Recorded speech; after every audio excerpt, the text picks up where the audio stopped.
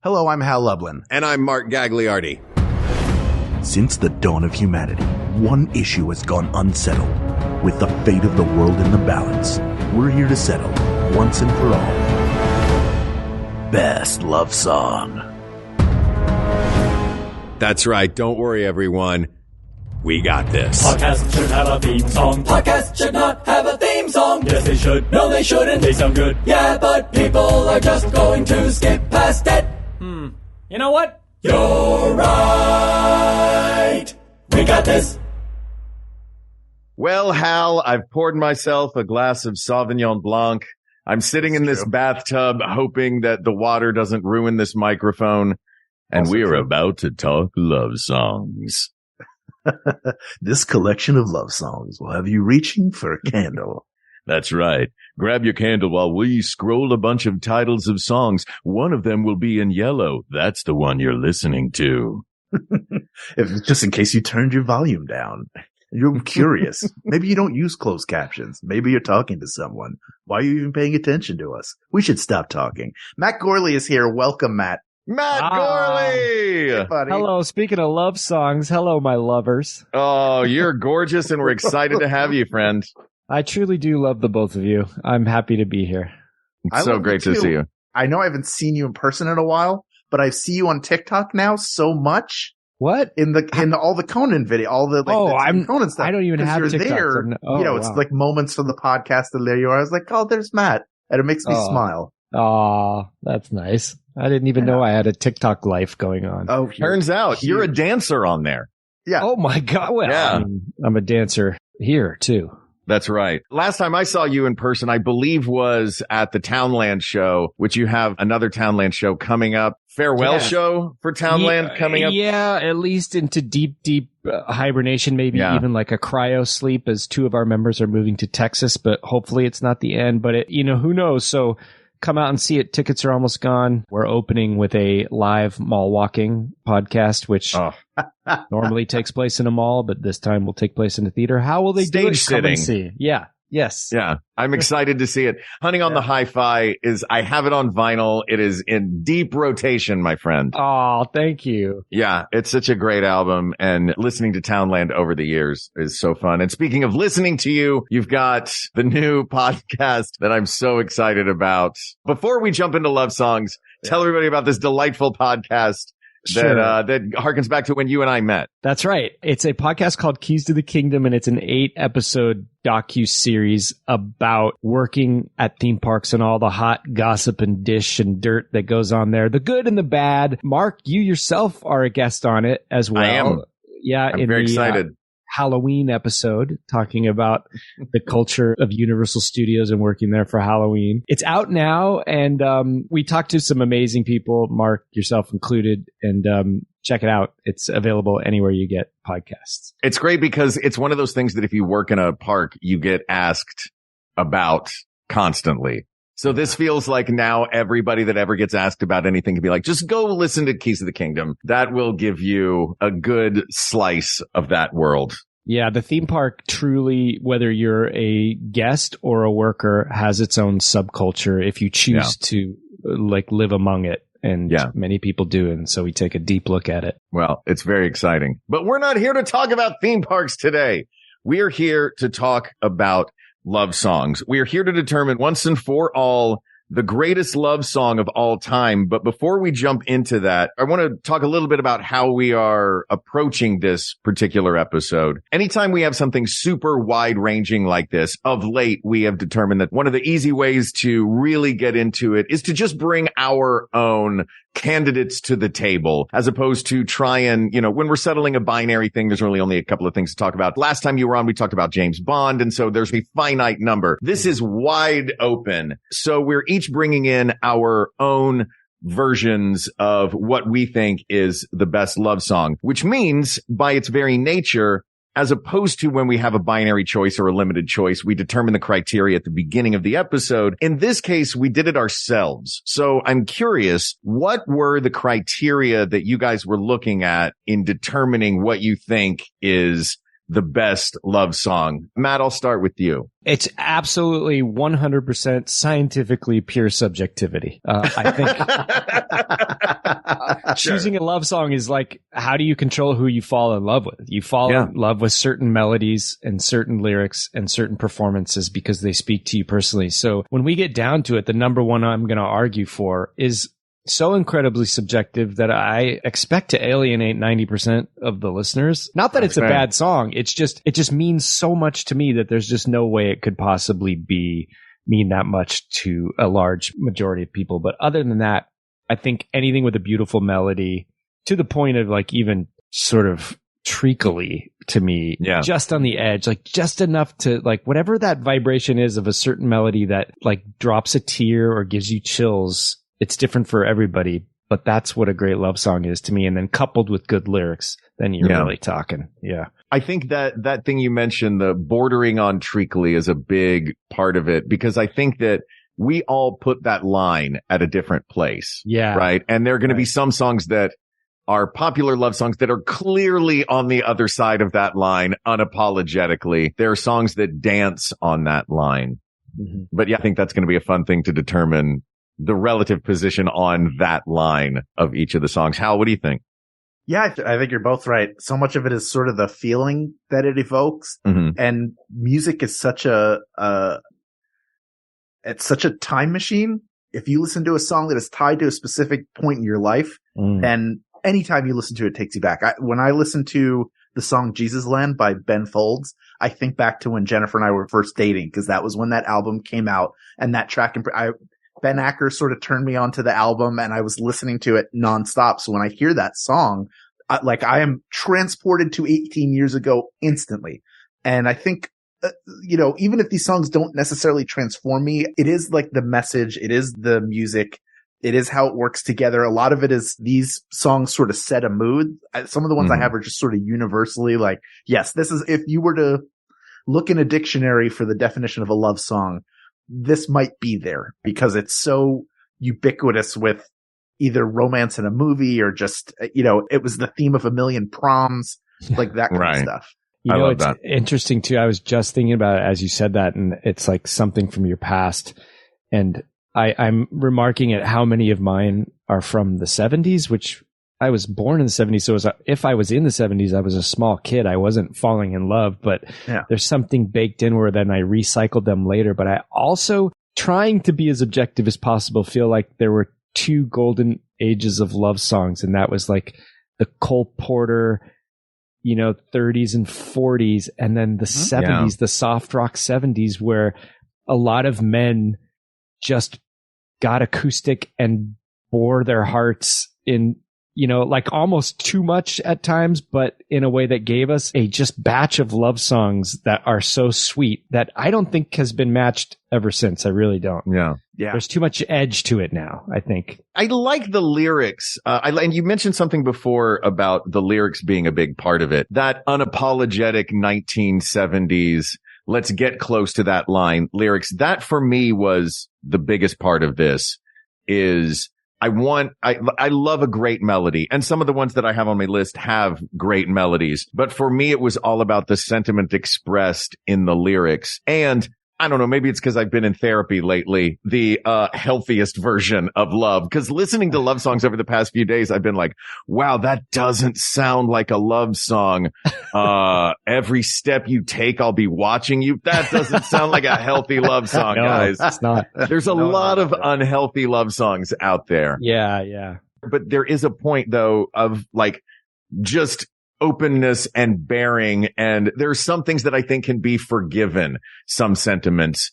And then, like you said, looking back at the Cole Porter tunes and the Tin Pan Alley songs of just delightful wordplay, based on the concepts of love, or a song that, and let me ask you guys this, there are some songs that pick one thing and hook into it. I'll look at a song like I Say a Little Prayer for You. It basically is, here is what my day consists of. And while I'm doing all these things I do in a day, here is, I'm thinking about you while I do it. A very simple sentiment repeated over and over again, as opposed to, and I'm just launching into a couple of things on my list, but I don't mean to be doing that. A song like The Power of Love, which is deep, long lyrics that cover every aspect of what love means to a person at this moment. Do you guys err on the side of simplicity or complexity with the lyrics to your love songs? And are those as important as the melody and the feeling of the music to you? I think I definitely err on the side of simplicity, but not as a rule. It just speaks to me more. And yes, the melody has to be there for me. Yeah. Because that's just like the thing you don't need language for. It's like a, kind of meta language. And then if that strong melody has strong love lyrics, you're in such good shape. There's a lot of songs I was thinking about including, but then when I really thought about the lyrics, they weren't that loving, even though the melody made me feel that way. So there's enough out there with good melodies and good lyrics that, in fact, I just thought about another one when you were talking. So I'm up to 7 now. Yeah.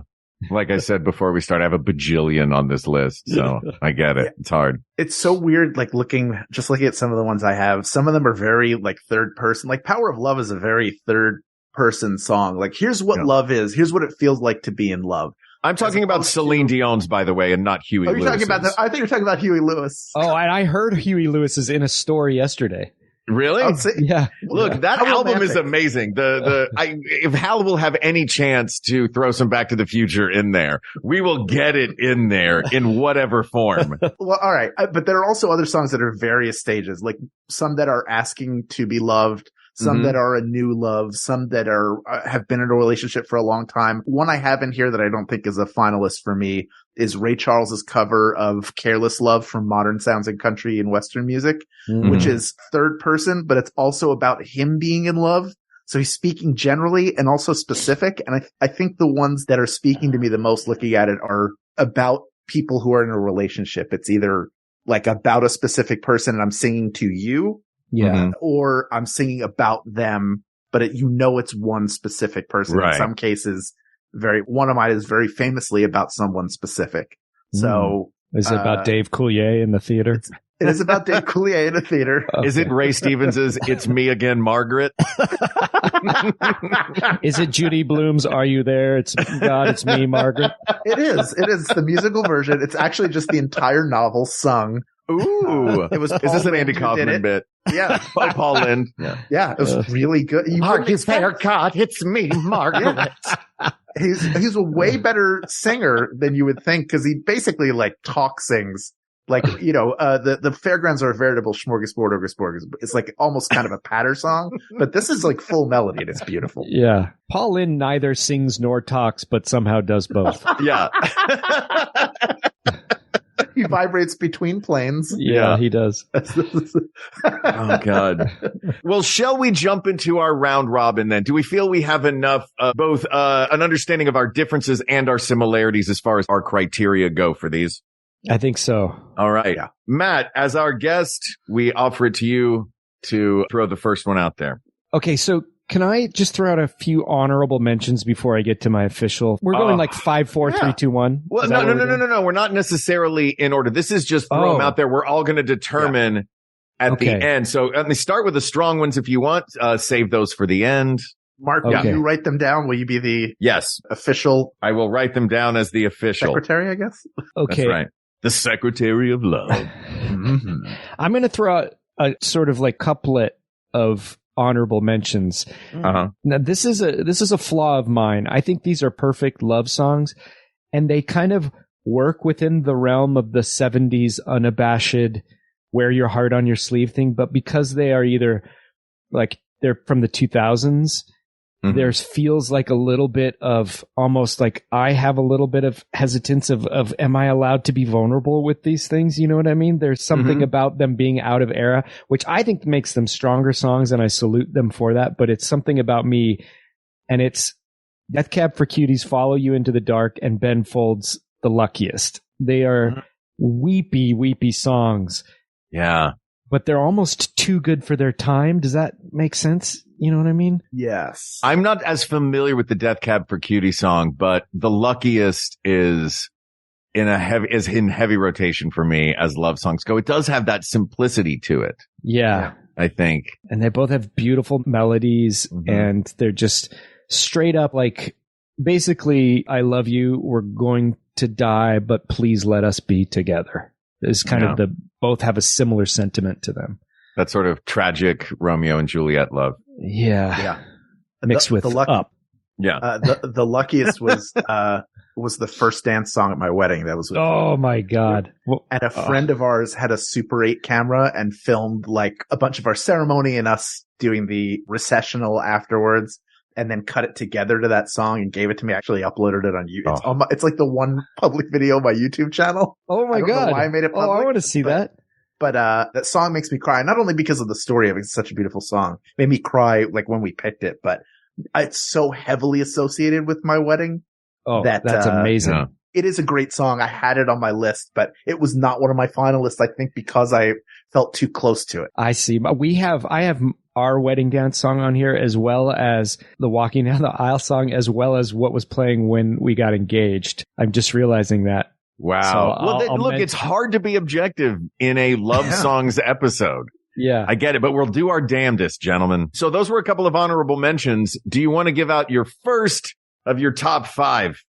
Yes, I do. But I want to do one more honorable mention. Do it. Yeah, I just have to mention here. it. It's been in the zeitgeist lately. It's Long Time by Linda Ronstadt, and Townland does a cover of this, but I only mention that because we do it because I love the song so much. Yeah. And when we've been playing that for years, and then when it came out on The Last of Us, I just felt like the world opened up, and I don't know how many people had that song top of mind, and I was so glad to just hear everybody loving the song and finally kind of going like, yes, it's so sad and so beautiful. Yeah. It's a perfect song for me. And so is her voice. Her voice. Truly perfect. I think they've even said, like scientists have said, she has one of the most perfect pitch, like can hold a note perfectly. Oh, yeah? It's something like that. Yeah. That makes sense. Incredible. There's a clarity and a simplicity to that. Yeah. I love that. So that is the final of the honorable mentions for this round. That's what I'm going to make my number 5. Oh, okay. Yes. Linda Ronstadt's long time. I'm going to move Lost in Love by Air Supply into honorable mention. Sorry, Air Supply. Oh, man. I moved Air Supply into my honorable mentions too. I feel bad for them. Oh, God. My mom growing up had that Air Supply greatest hits. That's just a hot air balloon with the pale background. Oh, yeah. So it was Lost in Love. It was every once in a while, like, for some reason, the song I whistle most often when I'm whistling is... Oh, that's weird. It got cut out. Oh, did it get cut out? Oh, that's right. I forget. Zoom has a Lost in Love filter. The song that the thing that I hum the most often when I am just noodling around melodies in my head, and I think as far as the melody thing goes, this is the one that gets stuck in my head most often is da da da da da da da da da da da. Making love out of nothing at all, man. Air Supply. God. Big honorable mention to Air Supply. In general. Jack of all songs, master of none, though, apparently, for this list. Too much. I guess. Yeah. Lost in Love, it has that part where the guy who sings goes high at the end. Mm-hmm. He's normally singing like Lost in Love. But then at the end, he goes up like an octave or something. And Lost in Love. Oh, my God. Anyway, that played an instrumental version of that played during Amanda walking down the aisle. And oh, beautiful. I'd like to apologize. You don't love your wife enough to put that one on the list, though, huh? I've got 2 others that were instrumental, so yeah. All right. Okay. Hal, what's yours? What's your first one? Well, as we all know, I am a lover of tan foods. We've had a meal together, Matt. I'm sure whatever I ate was like a leather belt of food. Wait, where is this heading for a love song, though? I feel like I picked a lot of like straight down the chute, and I think it's weird. It would be weird for me. I'm just going to lead off with maybe the most obvious one, which is Peter Gabriel's "In Your Eyes." All right. For those who are too young to have seen Say Anything, the famous Lloyd Dobler holding the boombox that is playing that as his way of serenading Ione Skye's character, whose name I do not remember and don't care to. I just think it's a beautiful, like, just from the start of it, it sort of sets a mood, and it's sort of captures the what it is to be loved. Which is, I think, a really interesting sort of take on it rather than an I love you. This is how it feels when somebody loves you. That's so good. Yeah. I love that. And I love that it's regardless, it's an ask. You know what I mean? Mm-hmm. I love that. My first one that I'm going to throw out is also from a 1980s film. And again, like I said, it is not Back to the Future's The Power of Love in this particular instance. Is it Axel F? You know what? I am in love with Harold Faltermeyer personally. Okay. If you don't know who that is, people of the world, go back and listen to our best Harold Faltermeyer song episode. For real? But, yeah. Oh, yeah. We did it. We dug in. Was it Beverly Hills Cop or Fletch? I think it was Beverly Hills Cop. I think it was Beverly Hills Cop. Because I think that is a killer theme. It's so good. Killer theme. So good. So no, this is another 80s movie song. And for me, there is something sort of magical about the partnership of love. And maybe we'll just talk about love throughout this episode. But one of the important elements of love to me is the partnership inherent in it, regardless of what is going on in the world. You know what? It doesn't matter. It's just you and me. Let them say we're crazy. I don't care about that. Put your hand in my hand, baby. Don't ever look back. Let the world around us just fall apart. Baby, we can make it if we're heart to heart. Oh, wow. Yeah, that's right. I'm going to the movie Mannequin and I'm going to Starships. Nothing's going to stop us now. Wow. I think that lyrically is beautiful. I think the song is so fun. The melody is a lot of fun. You know what that is? There are certain songs that are slow dances and there are certain songs that are two people running at each other in an airport. Yeah. Celebrating. Yeah. And that's what this song is. And well done. I love that one. So that's my first entry. Okay. Matt, what's next for you? Next, it wouldn't be me if I didn't involve James Bond somehow. Sure. I'm just realizing this was played at my wedding as well, but with my dance with my mom. So, this is Louis Anderson's We Have All the Time in the World. And it's the last song he ever recorded. Louis Anderson. Did I say Louis Anderson? Yeah. Oh my God. We're going to have to edit that. This is the last song I'm ever recording. My God. I hope you enjoy it. You can keep it in because I am so depleted and sick that I think I want to celebrate that I said Louis Anderson. No, I meant Roseanne Barr's We Have All the Time in the World. Sam Kinnison's. Sorry, Louis Armstrong. Jesus. Oh my God. I love it. Keep it in. Again, I don't know. This is another song I don't know. You're introducing me to new songs. Oh, it's just this sweet little ballad that's just We Have All the Time in the World. And it's from On Her Majesty's Secret Service, and spoiler for that, but it's the one where he gets married and then that doesn't end so well. And then they reuse it in No Time to Die quite a bit. Mm-hmm. And it's also integrated throughout the John Barry theme in both movies, and then the Hans Zimmer theme in the second one. But it's just a simple, beautiful song with his kind of like, it's very mellow Louis Armstrong. He's not kind of like doing his belting very much. And he was near death when he recorded it. So there's kind of a melancholy to it, but also like a sweet, simple beauty. It's got a little trumpet solo. It's just a throwback. It's beautiful. And I'm looking at the lyrics of this right now, and it's just a beautiful sentiment.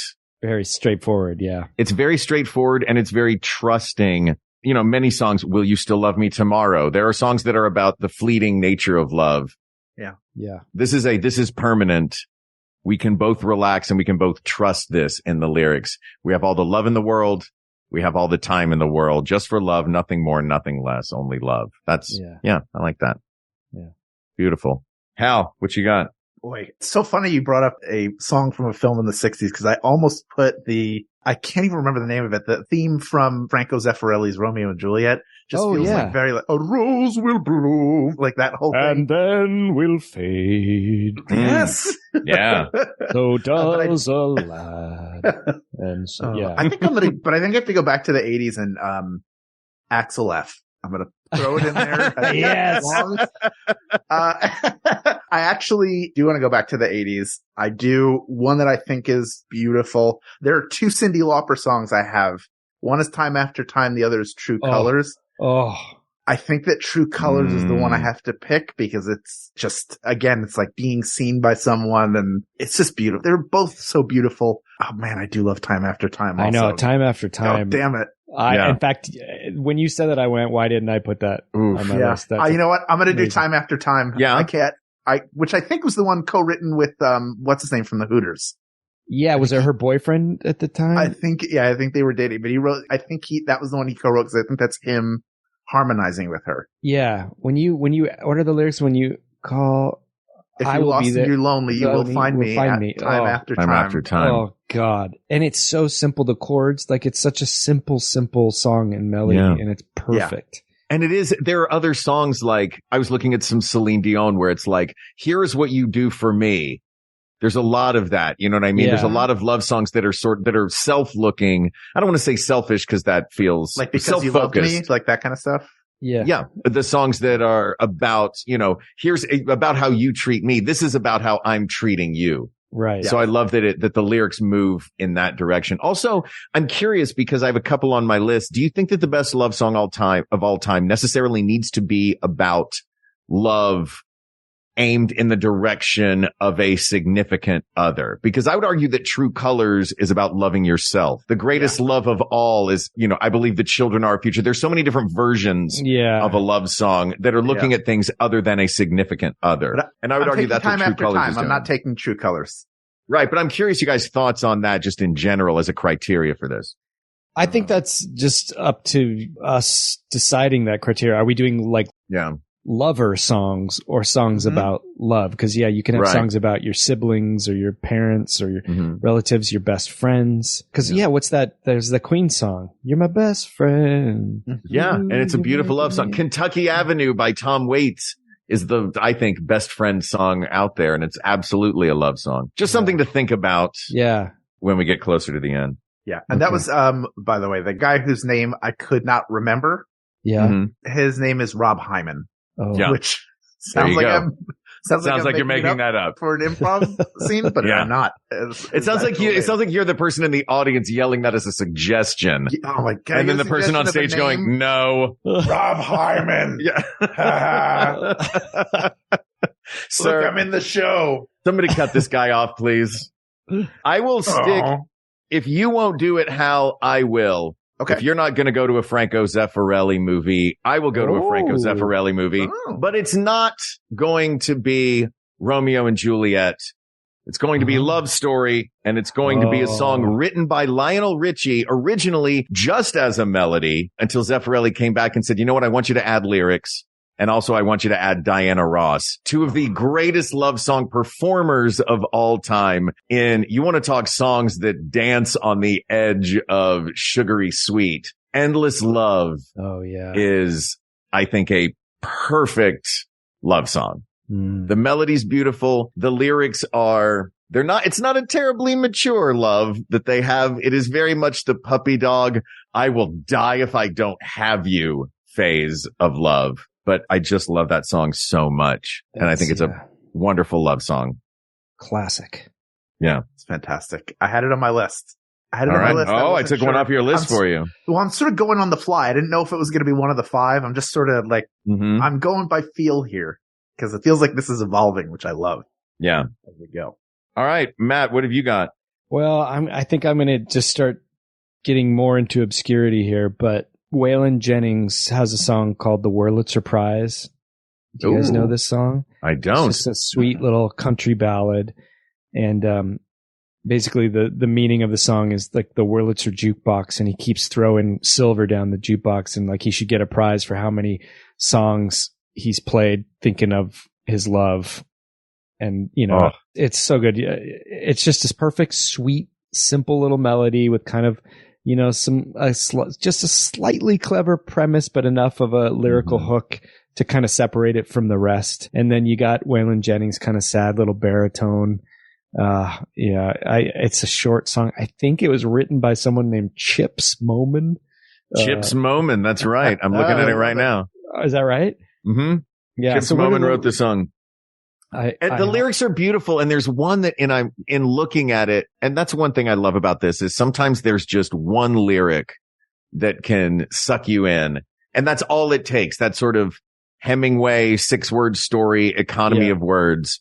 And I think this song has a great version of it. "A fresh roll of quarters, same old song, missing you through and through." And then each refrain ends with, I don't want to get over you. So it's not even like this person thinks they're going to get back together. He doesn't even want to move on. Oh. He wants to be in his misery. Like, I get that I don't get to have you, but I still don't want to be over you. I don't even want to be happy without you. So heartbreaking. It's brutal. Yeah. Oh, I'd rather us have a relationship that's just me wanting you than me have a relationship with anyone else. Yeah. I mean, it's really, what's the Jim Carrey, Kate Winslet movie? It's, Eternal Sunshine of the Spotless Mind before that ever came along. I mean, I'm reaching there, but. No, there's a good parallel for it. Yeah. There's also a duet version of that song with Norah Jones and Willie Nelson. Yeah. And then there's a solo Norah Jones one too. It's just as good. She's so great. It's really good. She's fantastic. All right. Hal, you're up. I've got one that I think's a good one, but I want to make everybody wait until after the break. We're going to take a quick break right now. Okay. Everybody wait. You're going to wonder what's going on in Lublin's Noodle. You'll find out right after this. Hey, Sydney, you're a physician and the co-host of Sawbones, a marital tour of misguided medicine, right? That's true, Justin. Is it true that our medical history podcast is just as good as a visit to your primary care physician? No, Justin, that is absolutely not true. However, our podcast is funny and interesting and a great way to learn about the medical misdeeds of the past as well as some current, not-so-legit healthcare fads. So you're saying that by listening to our podcast, people will feel better? Sure. And isn't that the same reason that you go to the doctor? Well, you could say that, but... And our podcast is free? Yes, it is free. You heard it here first, folks. Sawbones, marital tour of misguided medicine right here on Maximum Fun, just as good as going to the doctor. No. Still not just as good as going to the doctor, but pretty good. It's up there. Greatest Trek is the podcast for all your modern Star Trek needs. It's funny, informative, and now it's also timely. That's because every Friday, right after the release of a new episode of Strange New Worlds, Picard, Lower Decks, Discovery, or Prodigy, we bring you a review of that episode. There's some great new Star Trek coming up, and we're going to cover all of it. You'll like our show because we're both former video producers, so we bring a lot of insight into the production and filmmaking aspects to these episodes. And we also have a very refined sense of humor, so we make lots of delightful fart jokes along the way. So come see why Greatest Trek is one of the most popular television recap podcasts on all of the internet. Subscribe to Greatest Trek at MaximumFun.org or in the podcast app you're using right now. All right, are we back? We're back. All right. Hal, you kept us in suspense for so long. What's the next love song on your list? I think this song is great because number one, it kind of makes you feel like it's sexy time, but also it is about, I feel like it's a little bit about like the realities of a relationship, and sometimes it's not that easy, but you have to implore the other person and say, let's stay together. Reverend Al Green. Yeah. Which is so like, number one, it's Al Green, who again, like among all these people, it just has one of the most pure, beautiful voices. Yeah. And the song has so much feeling to it, but it also has this sort of like mellow vibe to it at the same time. It's so like smooth. I just love it. And I think it's a very mature kind of love song. Yeah, because I love that we're picking love songs that kind of fit in their own stages of a relationship. It's almost like we're playing out the timeline of a relationship. We could do a Broadway jukebox musical with all these songs and tell a story of a relationship. Yeah, this is I had that one on my list as well, Hal, for that very reason, that it feels like a mature version of love. Literally, the lyrics are, let's stay together, whether times are good or bad or happy or sad. I'm so in love with you. Let's stay together. And also, why do people break up then go ahead and make up? Like, just again, like these relationship cycles, like that might not be the healthiest relationship. Yeah. Right. And yet there's something there. He wants to stay together. Oh, that reminds me of another honorable mention, which is Crowded Houses, Don't Dream It's Over. Oh, yeah. Yeah. Oh, God. Hey now. In the war between us. Oh, so good. Yeah. Oh. All right. I'm throwing out another one. Matt, you mentioned doing a Broadway jukebox musical.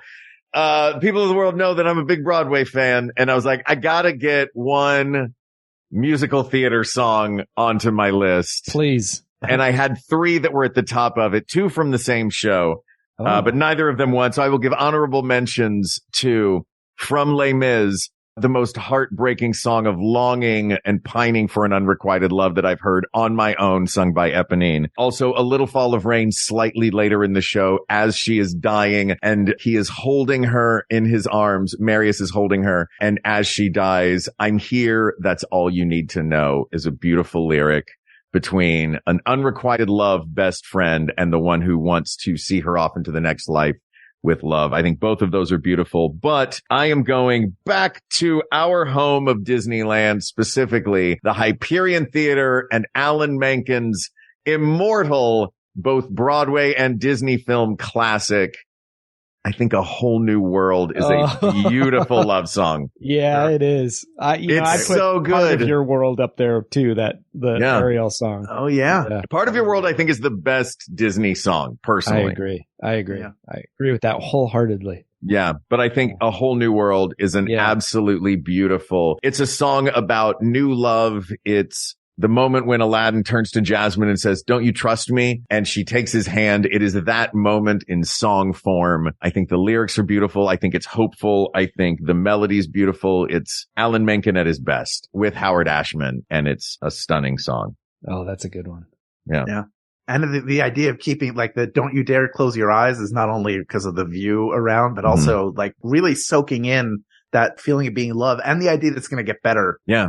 And isn't the "Don't you dare close your eyes" kind of like a little counterpoint interjection? It's not like part of the melody. Yeah. Just, don't you dare close your eyes. Yes, exactly. It's great. It's just encouraging. He's encouraging her.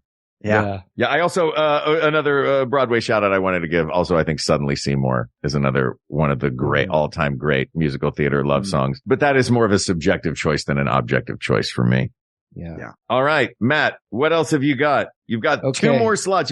So far you've got Linda, Louie, and Waylon. Who's jumping onto that boat? Well, this is a duet, and it's a little bit more obscure. It was a song written by John Doe from X and performed with Kathleen Edwards, the Canadian singer-songwriter, who I think is truly one of my favorite artists. But most of her solo songs are a little like almost not anti-love. They're kind of like broken love or something. Yeah. This is a song that is so wonderfully cynical in that it kind of like talks about all the tough parts of love in a way that feels more like a love song than almost anything else because it's being honest with itself. It's called Golden State. And this was the song that Amanda and I danced to at our wedding. But let me just run you through some of the lyrics here. Although you have to hear the song, I really urge people to check this out. You are the hole in my head. I am the pain in your neck. You are the lump in my throat. I am the aching in your heart. We are tangled. We are stolen. We are living where things are hidden. Oh. You are something in my eye, and I am the shiver down your spine. You are the lick of my lips, and I am the tip of your tongue. We are tangled. We are stolen. We are buried up to our necks in sand. We are love. We are hate. We are the feeling you get in the Golden State. We are love. We are hate. We are the feeling I get when you walk away. Walk away. Yeah. Oh, that's beautiful. It is such a great, it's like a really upbeat kind of slightly punk rock, but it's very melodic. And we had this DJ at our wedding that we were kind of like got against our will. It's a long story, but he was this very sweet guy, but he truly managed to mess everything up at every turn. Where he didn't play our wedding march song. We got out there on the floor after he announced us to dance and there was no music. And he just stood up from his laptop and just went, "Go on without me." And he ran away to do something. I don't know. He had to go get another version of the song somehow. So we all stood there. And it was also freezing cold at our wedding. And we just stood there laughing. And it actually kind of like added to the perfection of this song because the minute you try to make something perfect, the minute you're screwed. And the more you kind of surrender to just the imperfection of life and love, the happier you'll be. And so why not celebrate it and acknowledge how much it like sticks you in the heart, but then that's what makes it all so worth it anyway, you know? I love that. And I love that I don't know the song, but looking at the lyrics of the song, it's the poetry of it is in that, we're just going to turn the idea of a love song on its head and all of the things about love that suck and all of the things about being human that suck. We are going to celebrate together. Yeah. And nothing's going to stop us now. And these are rock and roll singers, so they're not like perfect, Broadway singers. So their voices pair so perfectly with it and the music's so perfect. Yeah. I highly recommend you check it out. You're the hole in my head. I'm the pain in your neck. You're the lump in my throat. I'm the aching in your heart. Oh, all right. Gives me chills. Yeah, I like that. All right, Hal, what you got next? I have a song about the lady so nice that they wrote hit songs about her twice. New York, New York. The woman is Patty Boyd. When the song was written, she was Patty Boyd Harrison. It is something. Something. Yeah. Ooh, that's a goodie. Something's a solid choice. This is like the start of, outside of it just being a beautiful song that also I think features Eric Clapton on the guitar solo, which is a portent of things to come. But part of what I love about it is it's like right before the Beatles are about to break up, and George Harrison has so many songs he's written that he puts out a double album that's like just wall to wall bangers. But this is one that was like, it was time and it came out, and it's such a maturely written song and so beautiful and just like a perfect song. I don't know if it's the best love song, but I think it's a perfect song. I think it was Sinatra's favorite Beatles song. Really? Yeah, that's what I've heard a lot of people say it was their favorite Beatles song, but of course, if Sinatra says it, yeah. And it's also one of those mature love songs, whereas some of these songs have certainty built into them. There's something about, you're asking me, will my love grow? I don't know. Yeah. Stick around now. It may show. Like, and he's 25 when he writes this? Are you kidding me? No, he was 25 when the Beatles broke up. He'd have done all of that by the time the Beatles broke up.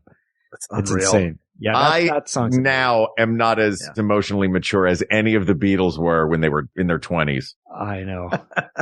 I know. Oh. That's an incredible choice. Yeah, that's really expertly done. My next choice is, look, we are all adults here. Kids, you're all adults too, in this case.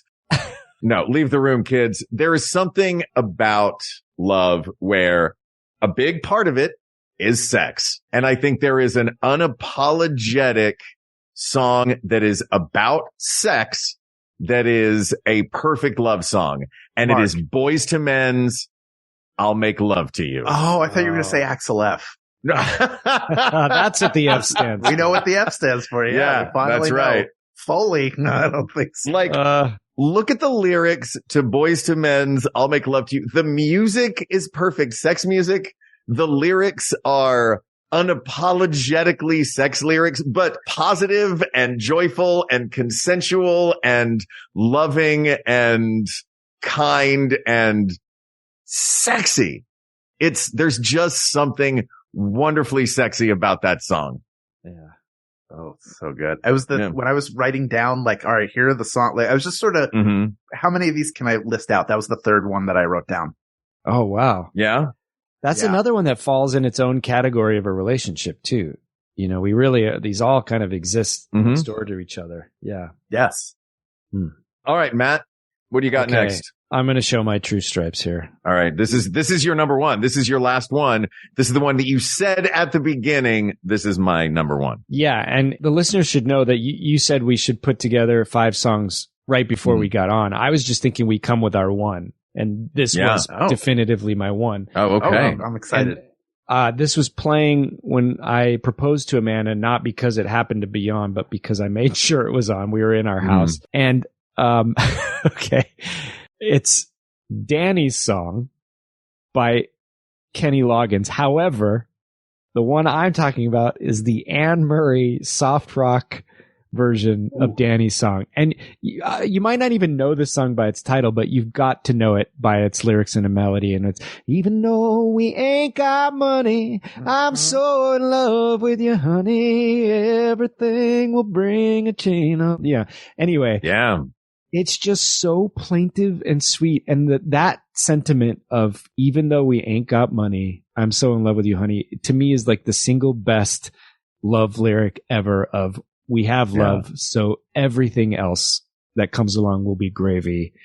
And then I dug into this song a little bit more. I don't know why I like the Anne Murray version better. It's just a little bit more produced. It has pedal steel, which to me, I'm such a sucker. It's got that kind of 70s Canadian country pop that I think was a sort of subgenre of its own that just hits me to the core. And something about a woman singing it does me better. But talking about how George Harrison was so young when he wrote that, Kenny Loggins was in high school when he wrote this for his brother who was having a child.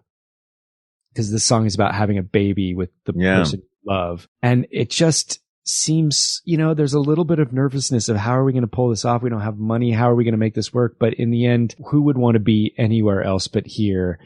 And then there's something I really love. If you listen to the Kenny Loggins version, and it's great too. I've never heard a song do this before, but the entire song plays. They finish the last chorus, and you can see on the timeline there's maybe 20 seconds left. Then the bass decides to come in.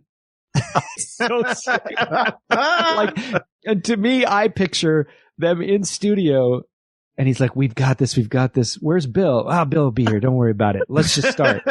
And Bill quietly walks in. It's kind of like mouths, "Am I too late?" and just sets up, and then in comes the bass. Like, I still got to get on the song, even if it's the last 20 seconds.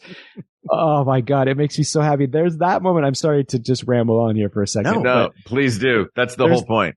I've talked about this before, but there's the song by the supergroup The Highwaymen, which is Johnny Cash, Waylon Jennings, Chris Christopherson, and Willie Nelson, called The Highwaymen. And each one of them takes a verse about being like an old-timey working class laborer. So it starts with Willie, "I was a highwayman." And then it's Waylon, "I was a dam builder." And then Chris Christopherson, "I was a sailor." And then they have a little bridge, and it gets to Johnny Cash, and it feels so unrehearsed, like they said, "Hey, everybody come in with your parts. We'll record it. We don't want to hear it." So it goes, "Highwayman, dam builder, sailor, Johnny, take it. I fly a starship." And I feel like you can hear the band like skip a beat where they go, "Wait, what? Wait, whoa. I think you mistook what we were going for."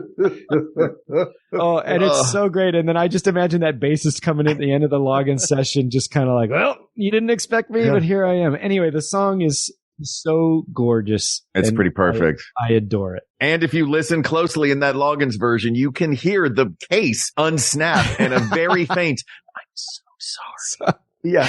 Traffic was atrocious. Right before the bass comes in, you hear I can't think of that song without thinking of Wet Hot American Summer, because it's the song that Ken Marino is singing when he crashes. Oh, that's right. Really? I didn't even realize that. Yeah. But it also is, it's when he's about to go make love, and that's the song he's singing on the way. God. But I'm curious, was there a specific part when you proposed? Like, was there like any kind of like timing it out a little bit? Do you remember what part was playing? No, I was we were at home, so it was like controlled conditions, but I was still, all I could do was get this song on and get up the gumption to get it right. So I think it went on long enough where I'm sure we hit, "Even though we ain't got money."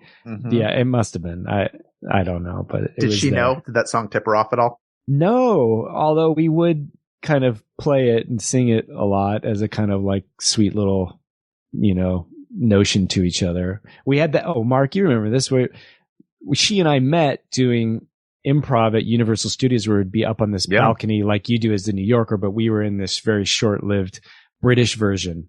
Yeah. And at some point, you could be like a tweedy posh Brit or whatever, but at some point they just kind of like put everybody in one thing. And I was like a Keith Richards rocker, and they gave us a guitar, and I'd be out on that balcony with her, working with her. And I would kind of like, as like a Rolling Stones looking rocker, singing, "Even though we ain't got money," and she would know. And it was that. Oh, yeah. I remember that show. I loved that show. I loved that version of the just sit on a second floor and yell at people element. I know.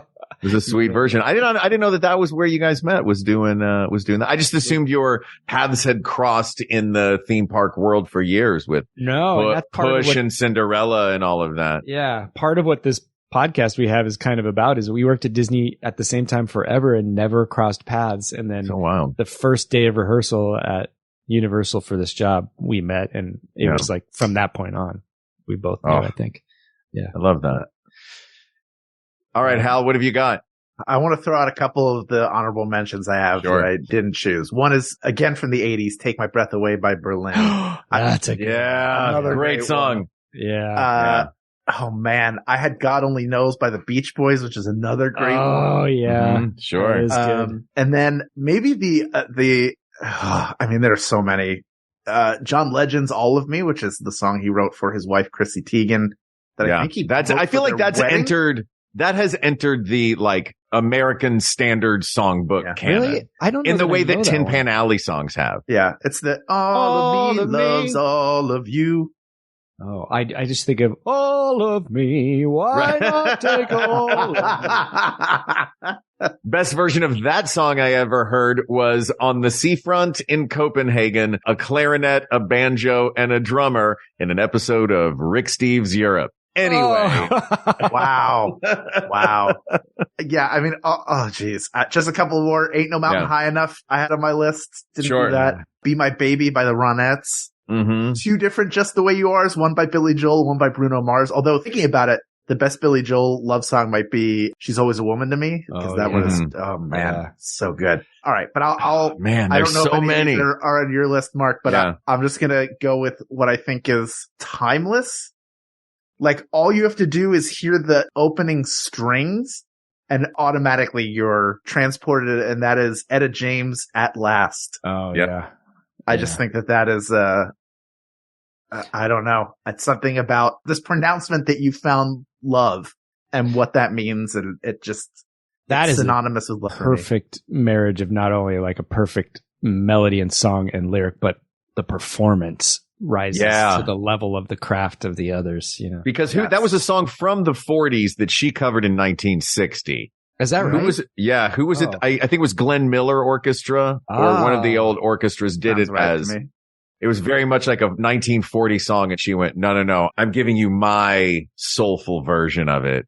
And it's a stunner. Oh. And I can connect it to Back to the Future because her song Roll With Me Henry is also on the soundtrack to that. So is that an Etta James song? Roll With Me Henry? Yeah. Roll With Me Henry. Yeah, that's her. All right. So your last one is At Last.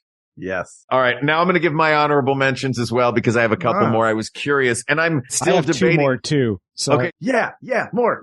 All right. I'll throw mine out there. I'll give you my last one and then you'll get the last 2 in there. Yeah. Again, one of my honorable mentions you just mentioned, Hal, which was At Last. I also have the Beatles, All You Need Is Love. That's more of one of those agape love songs. Yeah, right. Yeah.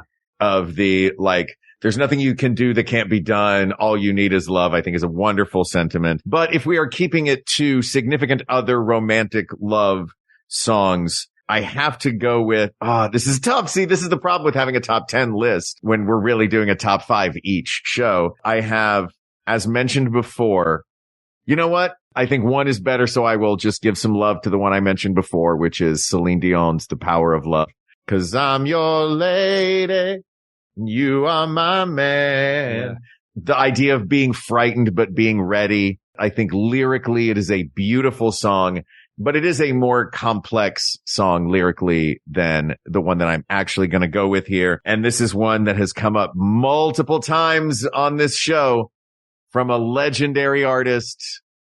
She wrote the original version and Whitney Houston covered it to much acclaim. And that is, of course, Dolly Parton's Ode to Porter Wagoner that she sang to him to his face the day she wrote it, on the same day as Jolene, to tell the man that she was leaving. The idea of I have to go, but I will always love you. Dolly Parton's I Will Always Love You is, I think, a perfect love song. It's incredible. It gives me chills even to hear you say it. I was thinking of that when we were talking about like the I've got to go, you know, I don't want to get over you versions of love songs. And Long Time is the same way too. Yeah. So many different versions of, I feel like there's so many tentpole moments in the arc of a love. There's puppy love. That's endless love is the, I'm just going to fawn over you and do anything for you. There's Al Green with Let's Stay Together Through Thick and Thin. And then when it doesn't work out, there's I Don't Want to Get Over You with Waylon Jennings' Wurlitzer Prize and I Will Always Love You with Dolly Parton. There are all these different moments within a love song, all of them very well represented in this episode. But guys, this is not what are the best 15 love songs. This is what is the best love song. So here is how I'd love to do the end here. And it's a game that we've played before. It's a game I'd like to play now. Each one of us will select one song to move into the final 3 that is not on our own list. Oh, I love this. So we will each select a song from someone else's list to be the finalist. Okay. By the way, before we do this, what I love about I Will Always Love You, what I think is so cool about it is that it's not about romantic love. Yeah. And there are so many different kinds of loves, and it made me think of the song She's Such a Temptation by Billy Joel, which you think is about his wife, but is about his newborn daughter that he doesn't want to leave. Yeah. I just like, it's interesting, like how many different kinds of love can be encompassed in a song, and even taken to mean, it can mean romantic love even if it's not written that way. I think that's like the hallmark of a really great song. Yeah. Yeah. Love is love, right? Yeah. Yes. All right. What order should we do this in? Should we stay in the same order or mix it up? You have the list? I have the list. I will read the list right now. Okay. For Matt Gourley, Linda Ronstadt, Long, Long Time, Louis Armstrong, All the Time in the World, Waylon Jennings, Wurlitzer Prize, Golden State by John Doe, and Danny's Song by Anne Murray. For Hal Lublin, In Your Eyes by Peter Gabriel, True Colors by, I didn't write all these down by her brain name. Cyndi Lauper. Louis Anderson. Thank you. And Rob Hyman. Louis Anderson. And Rob Hyman. Yeah. For Hal Lublin, In Your Eyes by Peter Gabriel, True Colors by Louis Anderson, Let's Stay Together by Al Green, Something by, was it the Beatles or was it just Time After Time, not True Colors. Oh, sorry, not True Colors. Time After Time by Cyndi Lauper. Yes. Let's Stay Together by Al Green. Yes. Something is that a George Harrison or that's a Beatles? That's Beatles. Written by George Harrison. And At Last by Etta James. Mine, from Starship, Nothing Gonna Stop Us Now, Endless Love by Lionel Richie featuring Diana Ross, A Whole New World by Alan Menken, performed by thousands throughout the years, I'll Make Love to You by Boyz II Men, and I Will Always Love You by Dolly Parton. Can I just say that the only Venn diagram of a person that shares my love song taste would be a 60-year-old woman at a slot machine alone in not even Vegas, but like Reno, Nevada, smoking in the 70s, in the late 70s, wearing all polyester knit, dentures in a glass, and just letting that one-armed bandit go. And you know what? That is love, baby. That is love right there. She's living her best life, and let's let her do it. Well, I'm glad you guys decided on this method because honestly, I recognize my picks are what they are because my top two choices have come from each of you, including my own included. Like, I think to be objective, you have to really look at what is just so powerful and effective and probably universally so. So one of yours each are at a tie for me. I'm not quite sure how to choose. Well, you know what? Then we can have a final four instead of a final three. Oh no, you are our guest. No, Matt. I'm not arguing for that. All right. Well, it sounded like you were very briefly and very gently. Well, maybe I'll just say let me go last because then that way if one of them gets picked. All right. Okay. I'll go first. Okay. I'm going to take one of yours, Matt. I'm going to take Danny's song because I think it's beautiful. And I love that. First of all, I love that it's the song that you used while you were proposing to Amanda. It was something that was playing and it was important to you. But I also like the message of it, of that, like, love is enough and doesn't matter. As long as you have each other, that's what's important. Oh, that makes I love that. You making me tear up, Hal. I know the sentiment of that song is perfect. And it's, like it wrestled it away from a Wet Hot American Summer, which made such a huge impression on me when I saw it 22 years ago that like it, as soon as you started singing, I was like, oh my goodness, yes, of course. But it is actually a beautiful song. And so I'm picking it to be a finalist. Oh, wow. I'm excited. I am going to select one of yours, Hal. Just to jump in there, I know, Matt, you said that you wanted to go last on this, so I'm giving you the final I hope slot this is here. about to work out in my favor. If you're going to do what I think you're going to do. I am going to – this was tough. This was tough because you've got some great ones in there, Hal.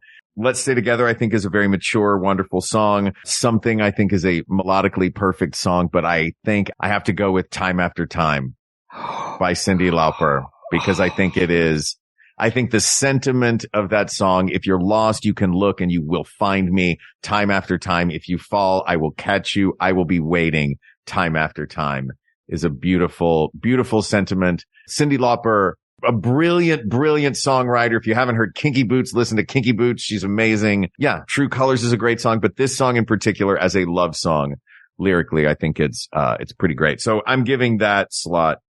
My choice goes to Time After Time. Cyndi Lauper is crazy unappreciated Yeah, truly. Not only as a writer, but as a singer. Like, I think people think of Girls Just Want to Have Fun, or maybe Goonies Are Good Enough. I think probably more people are thinking of Girls Just Want to Have Fun, which is a great song. But she is such a powerhouse singer. She can do pretty much anything. Well, some of her songs, she has such a cutesy overlay to her voice that you don't realize she's hitting crazy notes. Perfectly. Yeah. I'm so glad you chose that, because I had two that I'm not sure about, but I actually hearing you talk about that, because that was in my short list too. Yeah. I think that is a perfect song, and it's melancholy like Danny's song too. Mm-hmm. And there's just a chord in that Time After Time that's like a major seventh chord, I think, depending on how you play it. And there's something about this chord that just like, I guess that's where you get like pulls your heartstrings, you know? Yeah. So I was down to Something by the Beatles and I Will Always Love You by Dolly Parton. Mm-hmm. George Harrison's my favorite Beatle, but I think the sentiment, and coupled with the melody and the power of Dolly Parton, the fact that she's just saying it like it is. I am leaving, but I will always love you, is tragic and so sad and so evocative of love, albeit a tragic love. It's just the impact of that one hits me a little bit more. So I'm going to go with, and I think I love all three of these songs the same. So I don't know how we're going to do this, but yeah, mine is, it's tough. Yeah. Yeah. Well, you know what we've done, I think, is really fascinating in this is it looks like, as far as the sentiment of the lyrics of each of these songs goes, we've got a beginning, a middle, and an end. Oh, this is what I mean? This is so sad. Right? In Danny's song, we've got, we just had a baby. I love you. We don't have a lot of money, but we're going to make this work. In Time After Time, we've got deep in a relationship of real love and relying on your partner in the thick of it. And finally, we have, look, it didn't work out, but I will always love you. This is, oh my God. I can't bear to think of that couple in Danny's song breaking up the way they do. It kills me. It kills me. Oh, I'm so sorry that we have to be the bearer of bad news, but it's the same couple in all three songs. No. Same two people. Yeah. Oh, man. Well, we should throw Reverend Al Green in there and get them to stay together. Yeah, I know, right? Look, they need to just get some churching from the Reverend. Yeah. So we have like idealistic, auspicious future ahead of you, the reality, the like bittersweet reality of actual relationship, and then the end of a relationship. Those are our three sentiments. They're all female singers. Mm-hmm. They're all generally pretty simple songs, melodies, and arrangements in the form of pop or country. They're kind of, none of them are really presumptuous. Dolly's gets a little bombastic because she just can, you know? Yeah. But they're humble songs, I think, and that's what I like about them, you know. Yeah. So this is so tough. So what criteria? I will go back to the beginning of the episode and what we talked about in trying to look at this objectively. Let's remind each other and the people of the world listening what our individual criteria were for selecting our favorite songs, and maybe the melding of those criteria will aim us toward what our ultimate finalist is. Matt, I'll start with you. What criteria are you looking at now, and how are those criteria informed by the arc of what we just looked at? I started by simply just what moved me gut-wise, and it was something that on the surface also moved me, and that was Danny's song, the sweetness of, as long as we have our love, we have everything. Yeah. And we're happy. But the tragic romance of I Will Always Love You is so powerful to me. And then the sweet bittersweetness of Time After Time, I really don't know what to do here. I'd be happy with any one of them. I'm sort of leaning towards I Will Always Love You because it just kind of like it just shouts a little bit more. It's a little bit more passionate, maybe. Not that that's what you need to have in a love song, but it's of the three songs, this is the one song saying, no, look, I need to go. I need to belt this out. I need to get above the rest of the noise and say this, or I'm going to die, you know? Yeah. I don't know. What do you think, Hal? Based on your original criteria. so much of this, even then talking, it's like so much of it is about the feeling you get. And I'm sort of going off of feeling right now. Mm-hmm. And to me, it's also between, as much as I like Danny's song, to me, it's also between Time After Time and I Will Always Love You. And the thing that sticks with me with I Will Always Love You is the idea of like, if I stay around, I'm just going to be in the way. And that is, first of all, it's heartbreaking. It's heartbreaking. Do you think she's being honest? Do you think she was being honest, or is she being a little... She was singing like, it's not you, it's me. I honestly think that she would have been in the way. She's bigger than Porter Wagner. Yeah, at this point. She was. Yeah, she was. It was limiting her growth, and also she was dominating the show was about her.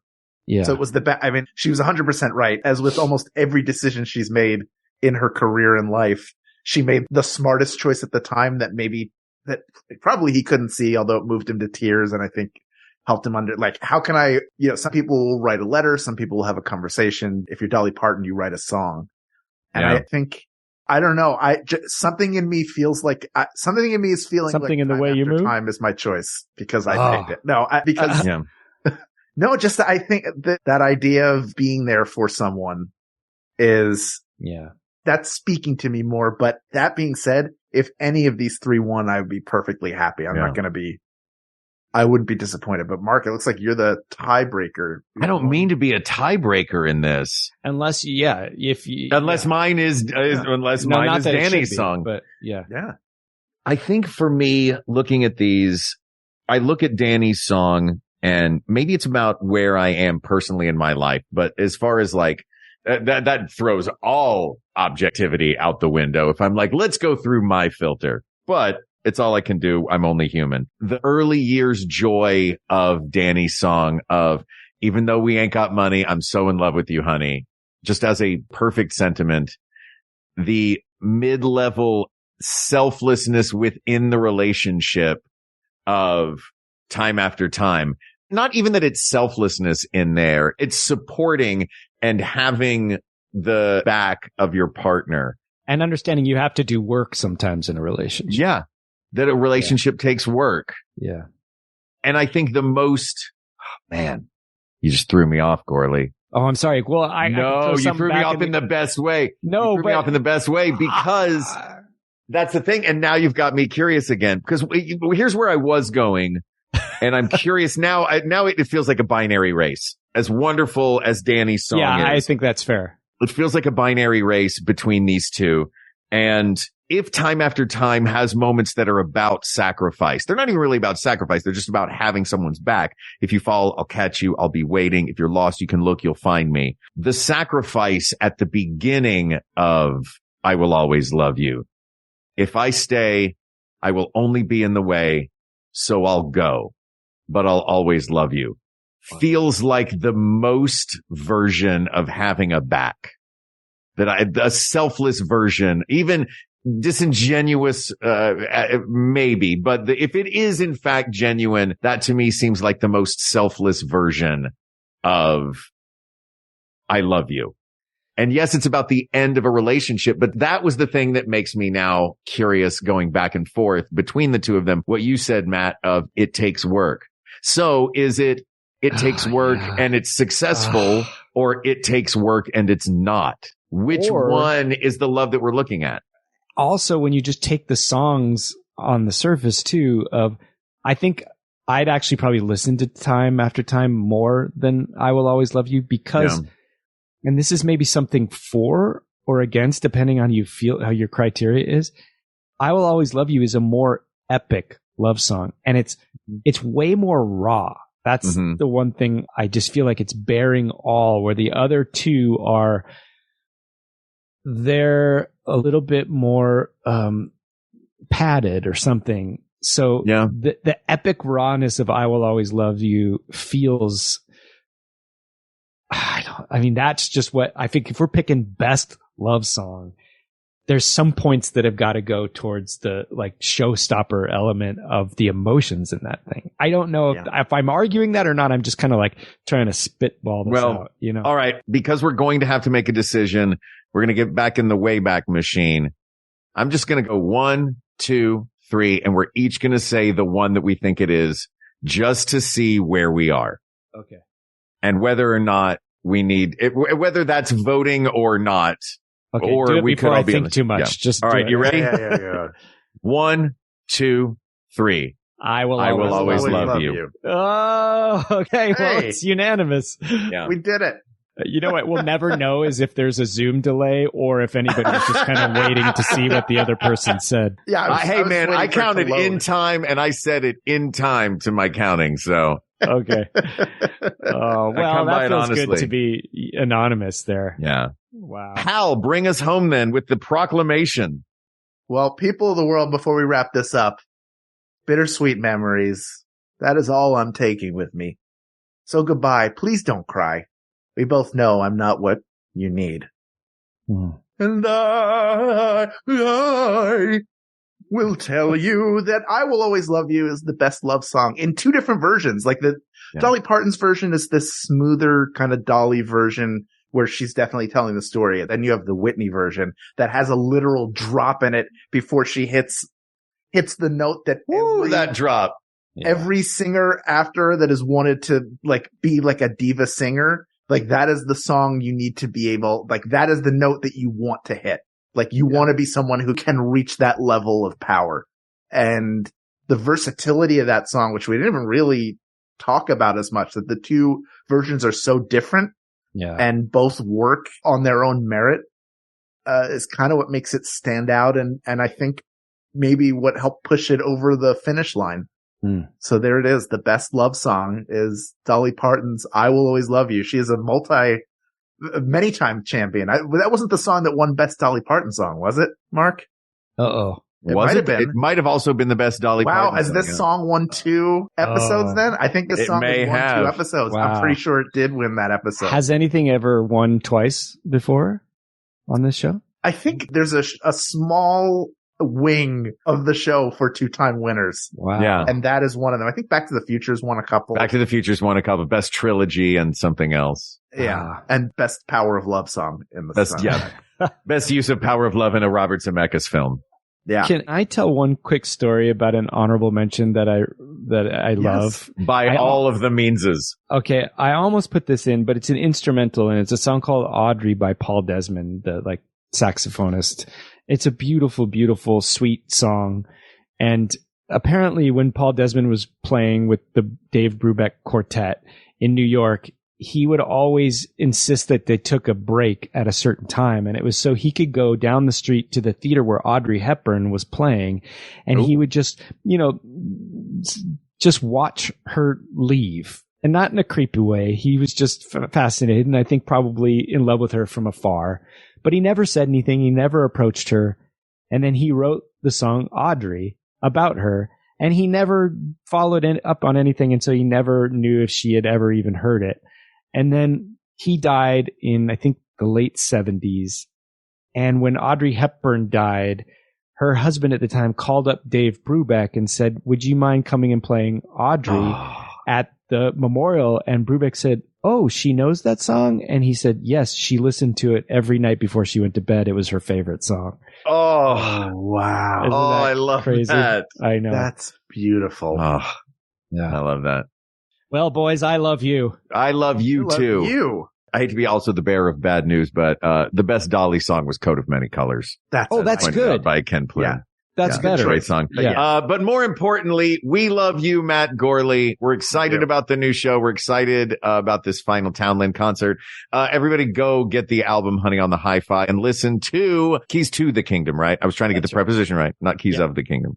Yeah. Keys to the Kingdom. Thank you so much for coming on the show, brother. Thanks. I really love spending time with you two guys. So it was my pleasure. I'm so glad we could do it. Amen, man. You're the best. Was. This topic is closed, but there are many more topics to discuss. So please reach out to us via email at wegotThisPodcast@gmail.com or go to our Facebook group, talk about the love songs that you love, share videos. Let's get into this together. We all love love. Let's revel in it.